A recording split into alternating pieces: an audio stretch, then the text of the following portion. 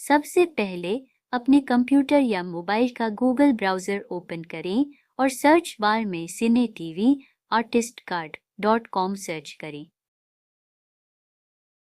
Website open होने के बाद नीचे स्क्रॉल करें और आर्टिस्ट कार्ड अप्लाई करने के लिए फॉर्म में अपनी डिटेल भरें, जैसे आपका नाम, मोबाइल नंबर, ईमेल, आपके घर का पता इत्यादि।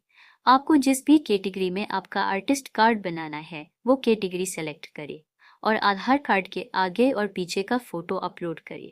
बाद में आपका एक पासपोर्ट साइज़ फ़ोटो अप्रूव करें, फिर सबमिट बटन पर क्लिक करके आवेदन सबमिट करें।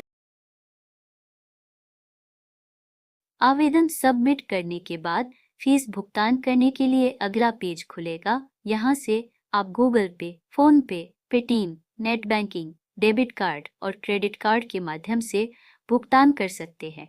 मुबारक हो, आपका आर्टिस्ट कार्ड अप्लाई हो गया है। अब अगले 1 घंटे में आपका आर्टिस्ट कार्ड आपके ईमेल और व्हाट्सएप पर भेज दिया जाएगा।